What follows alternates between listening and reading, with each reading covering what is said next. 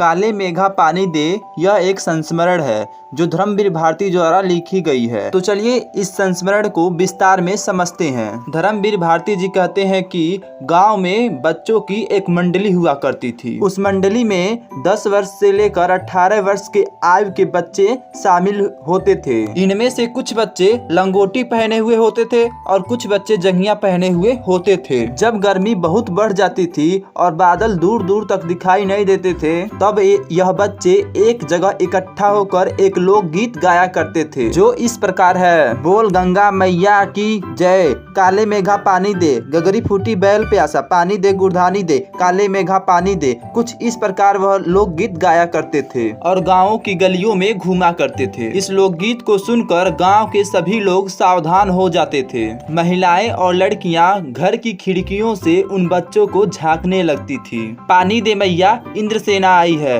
यह कहकर अचानक किसी घर के पास वह बच्चे रुक जाया करते थे। तो उस घर के लोग बाल्टी भर पानी उस मंडली के सदस्यों के ऊपर फेंक दिया करते थे। कुछ लोग जो इस मंडली को पसंद नहीं करते थे वह इस मंडली को मेढक मंडली कहते थे, और कुछ लोग जो मानते थे कि इन बच्चों के ऊपर पानी फेंकने से वर्षा हो जाएगी वह इस मंडली को इंद्रसेना कहते थे। जब जेठ बीतने के बाद आधा आषाढ़ गुजर जाता और फिर भी बारिश नहीं होती है तो गांव और शहरों में सूखे जैसे हालात आ जाते हैं। जमीन सूखकर एकदम फटने लगती है। इंसान और जानवर पानी के बिना गर्मी में तड़प तड़प कर मरने लगते हैं। फिर भी आसमान में बादलों का कहीं भी नामो निशान तक नहीं दिखाई देता है। ऐसे मुश्किल हालातों में लोग अपने क्षेत्रों में प्रचलित लोक विश्वासों के सहारे जैसे पूजा पाठ, हवन, यज्ञ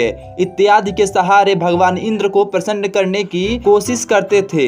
ऐसा माना जाता है कि भगवान इंद्र ही वर्षा कराते हैं, इसलिए ये गांव वाले और शहरी इलाकों वाले लोग यज्ञ, पूजा पाठ और हवन के द्वारा भगवान इंद्र को प्रसन्न करने की कोशिश किया करते थे ताकि भगवान इंद्र प्रसन्न होकर उस क्षेत्रीय इलाकों में वर्षा करें। जब सब कुछ करने के बाद गांव वाले थक जाते हैं और वर्षा नहीं होती है, तब इंद्रसेना को बुलाया जाता था। इंद्रसेना भगवान इंद्र से प्रार्थना करते हुए और लोकगीत गाते हुए गांव की गलियों गलियों से गुजरा करती थी। उस समय लेखक को पानी मिलने की आशा में यह सब कुछ ठीक लगता था, लेकिन एक बात उनको समझ में नहीं आती थी। जब चारों ओर पानी की इतनी कमी है, जानवर और इंसान दोनों ही पानी के लिए तड़प रहे हैं, तो इतनी मुश्किल में इकट्ठा किया गया पानी लोग इंद्रसेना पर फेंक कर इस पानी को बर्बाद क्यों कर रहे हैं? फिर लेखक कहते हैं यह इंद्रसेना नहीं बल्कि एक पाखंड है। क्या इंद्रसेना सच में भगवान इंद्र से पानी दिला सकती है? तो फिर वह अपने लिए पानी क्यों नहीं मांग लेती?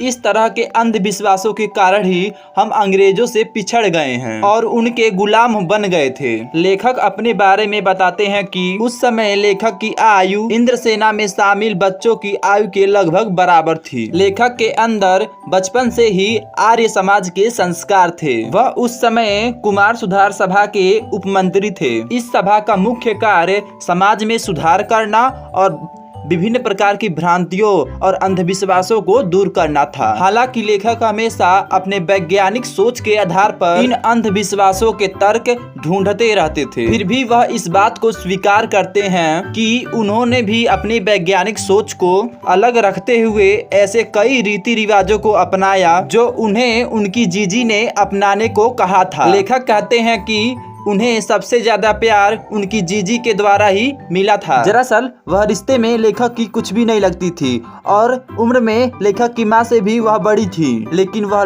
पूजा पाठ और तीज के त्योहार पर अपने परिवार को बुलाने से पहले वह लेखक को बुलाया करती थी ताकि लेखक को उसका पुण्य मिल सके।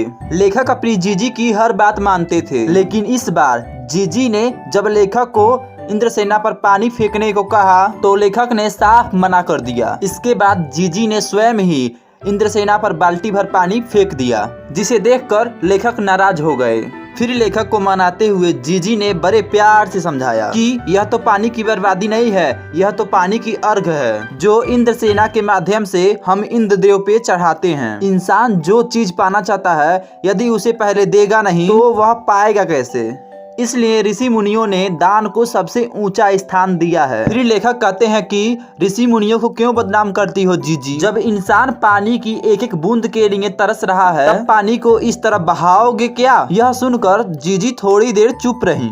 फिर जीजी ने कहा, देखो बाबू, बिना त्याग का दान नहीं होता। यदि तुम्हारे पास करोड़ों रुपए हैं और उनमें से कुछ रुपए दान कर दिए तो यह दान नहीं है। दान तो वो है जब किसी के पास किसी चीज की कमी है फिर भी वह उस वस्तु का दान कर रहा है तो उसको उसके दान का फल मिलता है। फिर लेखक कहते हैं कि यह सब झूठा दिखावा है और मैं इस बात को नहीं मानता।